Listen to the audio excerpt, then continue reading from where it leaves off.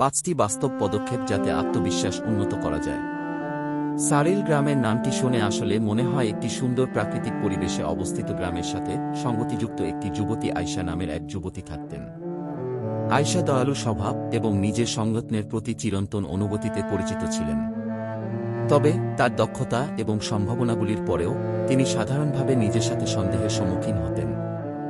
এই অতিক্রম করার প্রতিশ্রুতিতে আয়শা তার আত্মবিশ্বাস উন্নত করতে যাওয়ার একটি পর্যায় প্রারম্ভ করেছিলেন, যেখানে তিনি 5টি ব্যাপক পদক্ষেপ নিতে চেষ্টা করতেন।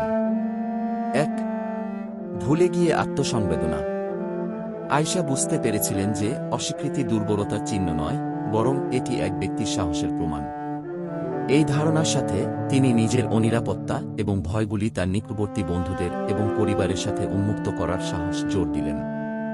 আয়শা নিজের অনিরাপত্তা থেকে অপরিহার্য অংশ হিসেবে গ্রহণ করে নিজের আবিষ্কারের পথে এগিয়ে যাওয়ার চেষ্টা করে। এই অবস্থানের মাধ্যমে তিনি তার প্রিয়জনদের সমর্থন এবং সহানুভূতির মাধ্যমে আনন্দ পেয়েছিলেন, এটির মাধ্যমে তার আত্মগ্রহণের পথটি তৈরি হয়েছিল। 2. লক্ষ্য প্রাপ্তিতে উদ্দীপক হওয়া। নিজের উন্নতির জন্য আয়শা শিখেছিল লক্ষ্য প্রাপ্তিতে উদ্দীপক হওয়ার গুরুত্ব। অপ্রত্যাশিত প্রত্যাশা বা প্রত্যাশা সেট করার পরিবর্তে তিনি তার স্বপ্নগুলি ছোট এবং ব্যবস্থাযোগ্য কাজে ভেঙে দিয়েছিলেন।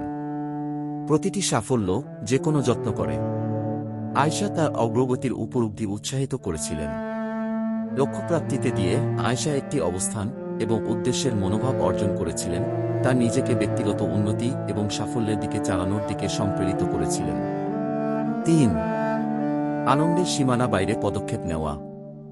আয়শা স্বীকার করেছিলেন যে বৃদ্ধি সাধারণভাবে তার আনন্দের সীমানা বাইরে লুকায়। তাই নতুন অভিজ্ঞতাগুলি প্রয়োগ করে এবং পরিকল্পিত ঝুঁকিগুলি গ্রহণ করার জন্য সচেতন প্রয়াস করে। যে কোনো ধরনের সময়ে এটি সার্বজনীন অভিজ্ঞতা অথবা নতুন দক্ষতা শেখার সম্ভাবনায় থাকলে আয়শা বৃদ্ধিতে অনুপ্রাণিত করা হয়েছিল। নিজের আনন্দের অভ্যন্তরের যে কোনো পদক্ষেপ নেওয়ার মাধ্যমে আয়শা তার দৃষ্টিপাত বাড়িয়েছিলেন, দৃষ্টিপাত অর্জন করেছিলেন এবং নতুন সাহসের বিকাশ করেছিলেন। 4.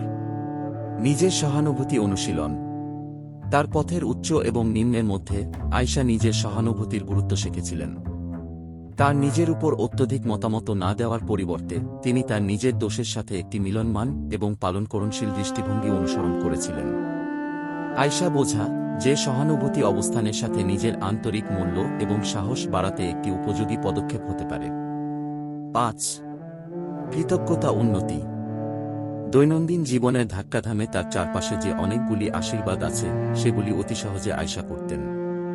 তবে তিনি দ্রুত সুপারিশে বুঝে ফেলেছিলেন যে কৃতজ্ঞতা উন্নতি একটি ধনী মনের সংরক্ষণের জন্য অত্যন্ত গুরুত্বপূর্ণ।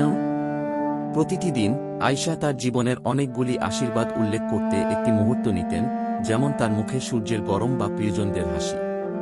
কৃতজ্ঞতা অনুশীলনের মাধ্যমে আয়শা বিদ্যমান সময়ের জন্য একটি সন্তুষ্ট মনের একটি সম্প্রদায় উন্নত করেছিলেন, যা তাকে নতুন আশার এবং সাহসের সাথে জীবনের সামনে এগিয়ে আনতে সাহায্য করে। আয়শা যখন এই পরিবর্তনশীল পদক্ষেপগুলি গ্রহণ করেছিলেন, তখন তিনি তার আত্মবিশ্বাস এবং সসম্মানে একটি গভীর পরিবর্তন সাক্ষাৎ করেছিলেন। আর এরপর সসন্দেহ দ্বারা প্রতিবন্ধিত নয়, তিনি সাহস এবং নিশ্চয়তার সাথে জীবনের চ্যালেঞ্জ সম্মুখীন হয়েছিলেন, যাতে তার মূল্য অপরিবর্তনীয় এবং অচল জানতেন। ভুলে গিয়ে লক্ষ্যপ্রাপ্তি, আনন্দের সীমানা ছাড়িয়ে যাওয়া, নিজের সহানুভূতি প্রযোগ এবং কৃতজ্ঞতা অনুশীলন করে আয়শা নিজের আত্মবিশ্বাস উন্নত করে না মাত্র, বরং একটি আবিষ্কার এবং সামর্থ্য বিকাশ এবং শতাব্দীর জন্য সামর্থ্য এবং সম্মান সাধক একটি পথে প্রবেশ করেছিলেন। তার গল্প সাধারণ অনুভূতি, দৃঢ়তা এবং স্ববিশ্বাসের প্রতি পরিবর্তনশীল শক্তির প্রমাণ হিসেবে বিচার করা হয়।